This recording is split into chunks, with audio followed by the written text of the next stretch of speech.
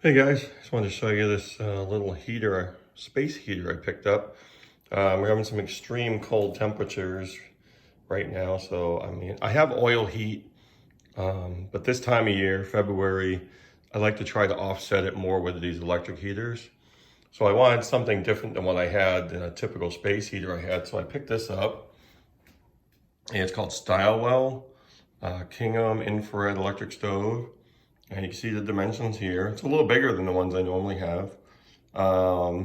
Infrared quartz technology, up to 400 square feet. So that's good for a good size room anyway. So what I'm gonna do is I'm gonna take this out of the box, check it out, and we'll see how it works. All right, so it comes packaged pretty nicely. Some foam, cardboard. One thing I'll say though, when you get this out of the box, don't just throw the box away. Because in the bottom of the box, you'll see down here, these are the legs. You want to make sure you get these out before you go and throw the box away. And I can tell you that now, because I almost did it.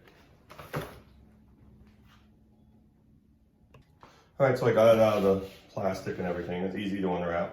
It's a nice lightweight metal. It's not too heavy. Seems easy to move and everything. But again, this makes it look like an old style stove. And I don't have the legs on yet, but I'll do that next. And what's nice about this, you open the door and your controls are right here. So you have your temperature control here, which can go anywhere from 68 to 86 degrees. Wouldn't need it that high. And you have your main power here, which turns on the flame effect. And you can have just the flame on if you want. Well, then the other switch right here is for the actual heating element that kind of radiates the heat in the bottom right here. So I'll start to get these legs on for you and show you what it looks like. Okay, I started to put the legs on, so I wanted to show you one of them, how you attach these. See these little knobs right here? You have this long one and these three round ones here. Those coincide with these right here. So they fit inside there, but they don't tighten. It just sits there. And that's why it's good to turn this upside down. So they'll tell you to turn it upside down, put it on a padded surface. I just used a cardboard that came with this and laid it on top of it on the floor. And you can put it on the counter or whatever. I'm just putting it on the floor so you could see. I can give you a better view of this.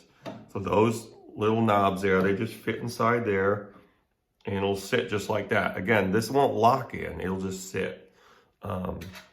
So what I would suggest, get a long enough screwdriver, because there's the one on the inside is a little hard. It's not really hard to reach. It's just, you want to be able to get in there.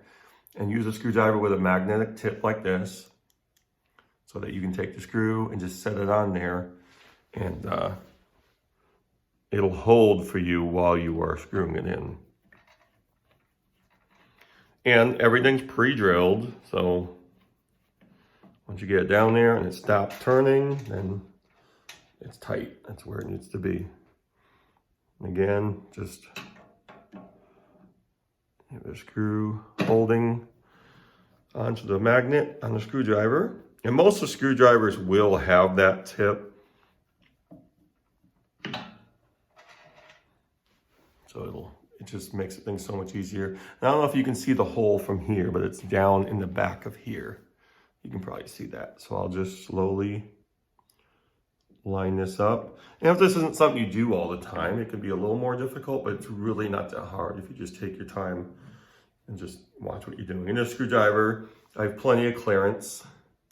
It's past the bottom of the leg, so I can turn it comfortably. And that's it. Now we'll turn it over, bring it in the other room, plug it in, and fire it up. All right, so I got her plugged in, and we're gonna look at the controls. So you can just open up the door here. It's just closes like with a little magnet. Open that up, and you can see the controls right here. So you have your temperature gauge, which goes, again, I think it's 68 all the way up to 86. That's pretty high, but I'd probably keep it around 70, 72. You have your main power button right here. So you turn that on. and boom, you got your flame effect. Looks like logs burning. There's no actual heat from that. The heat element is on the bottom. So if you want to just have the flames on, because it looks kind of cool, you can do that. And then this right here, the inside button, if you watch underneath here, you'll see that start to glow. Just give it a second. You can already feel the heat radiating out of there. Pretty impressive. There it goes, it's starting to glow now.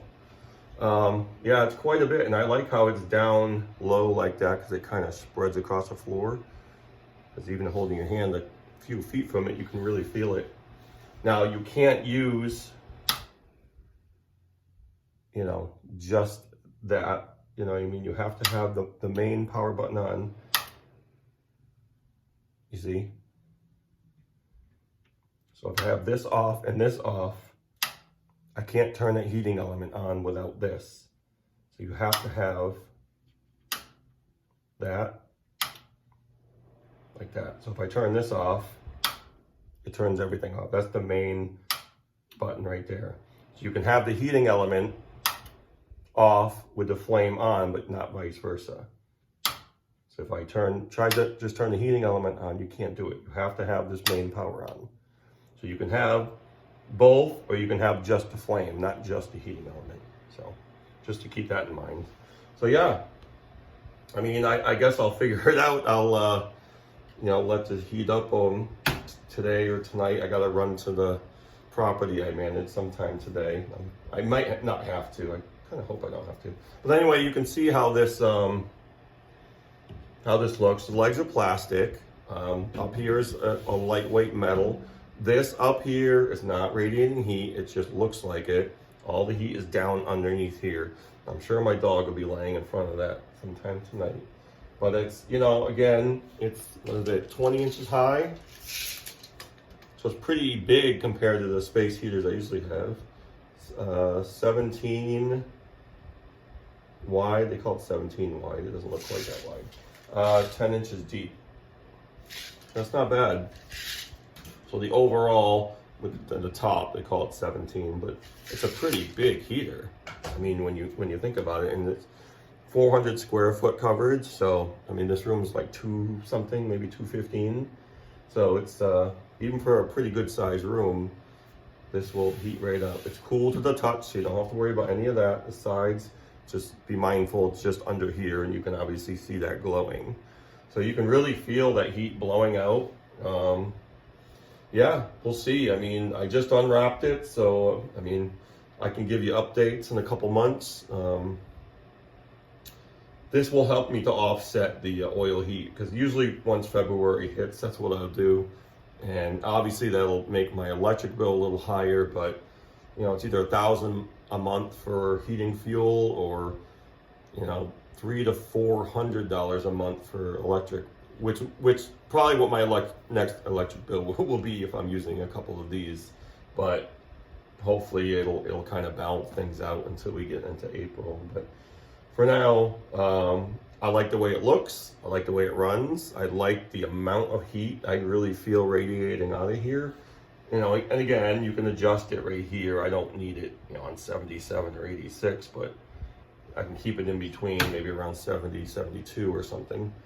So that's it. So tell me if you have one of these, if you know this style, if you like it.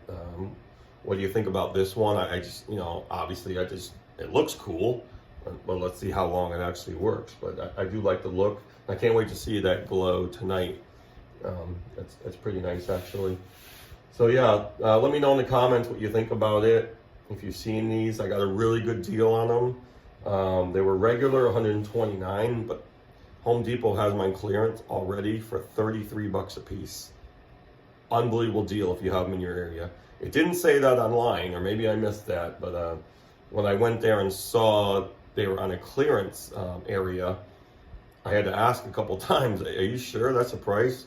$33 down from $129. So I picked up 2 of them. I mean, if I was planning on spending over $100 for one, there's no problem to get a couple of them. So check in your area on Home Depot. Don't buy them online.